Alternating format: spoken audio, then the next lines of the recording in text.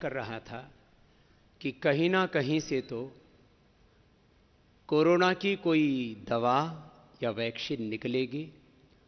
आज हम ये कहते हुए गौरव अनुभव कर रहे हैं कि कोरोना की पहली Ayurvedic clinically control trial based evidence research based medicine Patanjali research centre और नीम्स के संयुक्त प्रयास से तैयार हो गई है। इसके लिए हम आप सभी साइंटिस्टों का बहुत बहुत अभिनंदन करते हैं। आज कोरोना का कहर देश दुनिया में लगातार बढ़ता जा रहा है। पूरी दुनिया के वैज्ञानिक अभी इससे बचाव के लिए वैक्सीन ढूंढने में लगे हैं।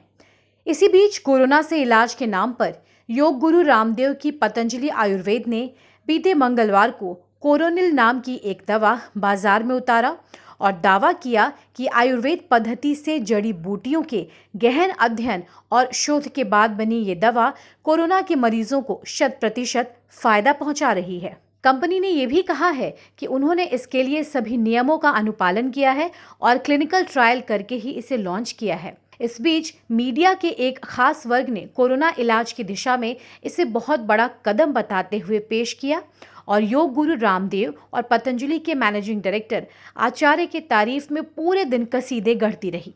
लेकिन ये खुशी चंद पलों में ही काफुर हो गई।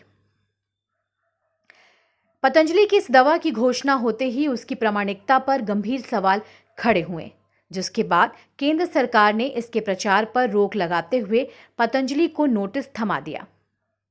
पतंजलि द्वारा इस दवा को लॉन्च किए जाने के कुछ ही घंटों में आयुष मंत्रालय ने इस पर संज्ञान लिया और कंपनी से कहा कि वे इससे जुड़े तमाम दस्तावेज और प्रमाण मुहैया कराएं। मंत्रालय ने मामले की जांच पड़ताल होने तक कंपनी को कोरोनिल नहीं करने का आदेश दिया। मंत्रालय ने मामले की जांच पड़ताल होने तक कंपनी को कोरोनिल नहीं करने का आदेश दिया, लेकिन अब सवाल मोदी सरकार की नीयत पर भी उठने लगे। लोगों ने पूछा कि जब दवा का कोई प्रमाण ही नहीं तो फिर रोग प्रचार के बजाय बिक्री पर क्यों नहीं लगाई गई। इसी बीच उत्तराखंड सरकार ने ये कहते हुए रामदेव की मुश्किलों को बढ़ा दिया कि उसने दवा को इम्यूनिटी बूस्टर के तर्ज पर मान्यता दी है। कोरोना की दवा होने का कोई प्रमाण नहीं है। इतना होने के बाद देखते ही देखते योग गुरु रामदेव अब विवादों में बुरी तरह घिर गए। धोखाधड़ी के इस मामले में उत्तराखंड सरकार ने बाबा को नोटिस थमा दिया। बाबा की मुश्किलें अभी कम नहीं हुई। दवा को लॉन्च करते वक्त रामदेव ने दावा किया था कि कोरोना के मरीजों पर पतंजलि की दवा कोरोनिल का ट्रायल राजस्थान के जयपुर की संस्था national institute of medical science की देखरेख में हुआ है।